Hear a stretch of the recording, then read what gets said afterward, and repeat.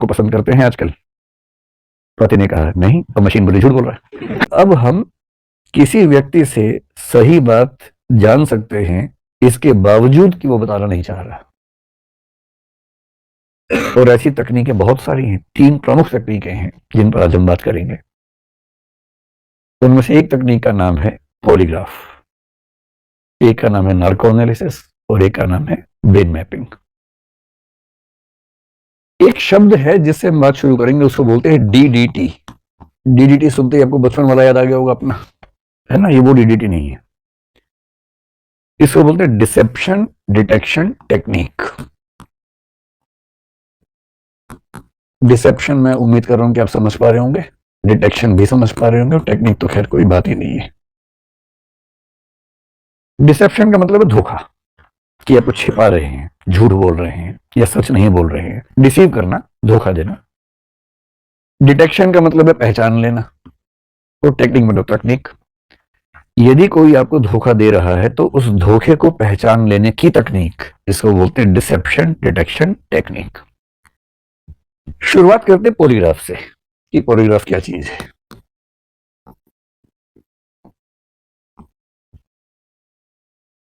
Polygraph के लिए एक शब्द आपने और सुना होगा, उसको बोलते हैं लाई डिटेक्शन टेक्निक। तो आपने सुना है कि झूठ पकड़ने वाली मशीन होती है कुछ, लाई डिटेक्टर। तो लाई डिटेक्टर को ही बोलते हैं पॉलीग्राफ। पॉलीग्राफ उस मशीन का नाम है जो झूठ पकड़ती है, इसलिए सामान्य भाषा में बोलते हैं झूठ पकड़ने की मशीन या लाई डिटेक्टर। अगर आपको थोड़ा सा और समझना हो इस मामले में, तो आप एक फिल्म 2010 में आई थी, हिंदी की ही। उस फिल्म का नाम था राइट या रॉन्ग। आप में से कितने लोगों ने ये फिल्म देखी है? बस 3 लोगों ने देखी है। चलिए देख लीजिएगा इसी बहाने। ये फिल्म लगभग पूरी तरह से इसी टेस्ट पे बेस्ड है। सनी देओल इसमें एक कैरेक्टर है जिसके ऊपर टेस्ट किया गया और टेस्ट फेल हो गया। ये टेस्ट फेल हो जाता है, कोई बहुत समझदार आदमी टेस्ट को फेल कर देता है। इससे भी मन ना माने तो एक टीवी पे प्रोग्राम आया था कुछ साल पहले जिसका नाम था सच का सामना। ये आपने शायद देखा होगा, आपकी जनरेशन की बात है। 5-7 साल पहले मेरे ख्याल से आया था। राजीव खंडेलवाल एक एक्टर हैं, वो इसको होस्ट करते थे। 2 इसके सीजन्स आए थे, फिर बंद हो गया था। बड़ा खतरनाक प्रोग्राम था। इसमें जो पार्टिसिपेंट थे उन्हें इस मशीन के सामने बैठना होता था और उनसे पर्सनल लाइफ में सवाल पूछते थे। झूठ बोलेंगे तो मशीन बोल देगी झूठ बोल रहा है, सच बोल देंगे तो प्राइस तो मिल जाएगा, रिश्ते टूट जाएंगे उसके बाद। और उनके परिवार के लोग साथ में बैठे होते थे वहां पर। अब सोचिए कि एक पति पार्टिसिपेंट है, पत्नी बहुत खुश होकर आई है कि आज मेरे पति का टेस्ट है, प्राइज मिलेगा। और उसी में एक सवाल ऐसा आ गया, पति ने जवाब दिया बड़ा अच्छा सा, कुछ भी पूछा कि क्या किसी और को पसंद करते हैं आजकल? पति ने कहा नहीं, और मशीन बोली झूठ बोल रहा है। अब उसके बाद क्या बचा? प्राइज मिल भी गया तो घर तो जा नहीं पाएगा पैसे लेके, तो पिटाई तो होगी उसके बाद। तो ऐसा एक टीवी प्रोग्राम चला था सच का सामना। कहीं मौका मिला तो एक एपिसोड देखिए उससे क्या है। बहुत डिबेट्स हुई थी उस पर और बाद में फिर वो बंद ही हो गया था।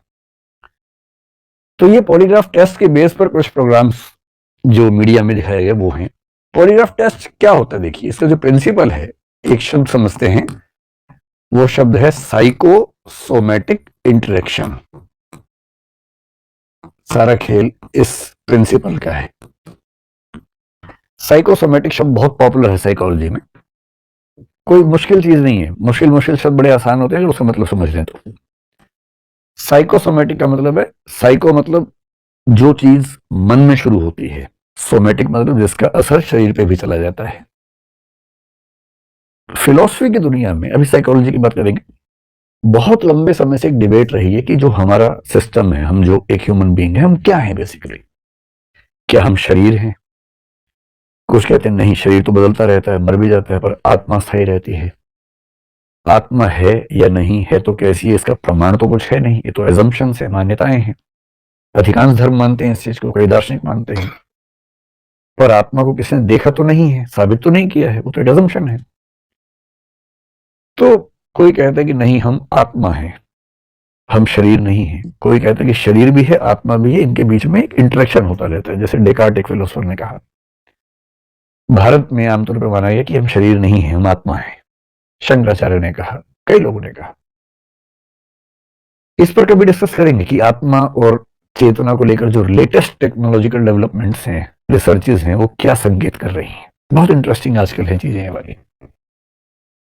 और हो सकता है कि सभी धर्मों की मान्यताएं एग्जैक्टली साबित ना हो पाए अगर विज्ञान ने कुछ और एक्सपेरिमेंट्स उस रास्ते पे कर लिए तो। और विज्ञान और धर्म का झगड़ा सदियों चल रहा है। धर्म की मान्यताएं होती हैं, विज्ञान उनमें से कुछ को साबित कर देता है, कुछ को खारिज कर देता है। ये सब चलता रहता है, नॉर्मल बात है। तो साइकोसोमेटिक का मतलब ये हुआ कि चेतना या मन में शुरू होने वाली कोई चीज यदि शरीर पे भी असर पैदा कर दे, उसको बोलते हैं साइकोसोमेटिक। जैसे जब आप चिंतित होते हैं, आपका मूड जब खराब होता है, मूड खराब होने की वजह क्या है? एक फीलिंग होती है। फीलिंग तो एक मन की बात है। जैसे ही मूड खराब हुआ एक फीलिंग की वजह से, वैसे ही आपका एक्टिव होने का मन नहीं करता, आपकी बॉडी पैसिव हो जाती है। लोग कहते हैं कि चलो घूम के आते हैं, नहीं यार मन नहीं कर रहा, मूड नहीं है। शरीर भी काम नहीं कर रहा। किसी को एंजाइटी होती है, बहुत चिंता होती है, तो चिंता के साथ बॉडी में कुछ कुछ वाइब्रेशंस होने लगते हैं। किसी को डिप्रेशन होता है तो उसकी बॉडी एग्जैक्टली काम करना ही बंद कर देती है। इसका मतलब मन में होने वाली समस्याएं हमारे शरीर पर भी असर डालती हैं। इसको बोलते हैं साइकोसोमेटिक इंटरेक्शन। तो पॉलीग्राफ की शुरुआत जिस व्यक्ति ने की थी बहुत पहले 19th सेंचुरी में, उसका नाम था लोम्ब्रोसो। लोम्ब्रोसो एक बहुत कमाल का आदमी है, इसकी बात हम कभी करेंगे। कभी एक वीडियो इस बारे में बनाएंगे कि कोई व्यक्ति अपराध क्यों करता है, अपराध करने की वजह क्या है। इस व्यक्ति ने ये एक किताब लिखी, द क्रिमिनल मैन नाम से किताब लिखी, और उस किताब में उसने जो व्याख्या दी वो व्याख्या ये कहती है, ये लोम्ब्रोसो व्यक्ति है जो मॉडर्न क्रिमिनोलॉजी है उसका फादर उसको बोलते हैं। इटली के व्यक्ति थे, 19th सेंचुरी के अंत में 1876 के आसपास काम कर रहे थे। इटालियन में किताबें लिखी। उस इटालियन की जो सबसे प्रसिद्ध किताब है लुओमो डेलिंक्वेंटे, इटालियन भाषा में, उसका इंग्लिश अनुवाद है the criminal man. Criminal man इस किताब का नाम है। उन्होंने एक थियरी दी, और थियरी ये दी कि डार्विन का नाम सुना आप लोगों ने? डार्विन ने 1859 और 1871 में 2 बुक्स लिखी थी, और ये 1876 में लिख रहे हैं, उनके 5 साल के बाद लिख रहे हैं।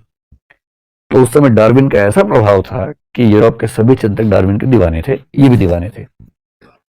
डार्विन ने बताया था कि एवोल्यूशन होता है और विकास होता है।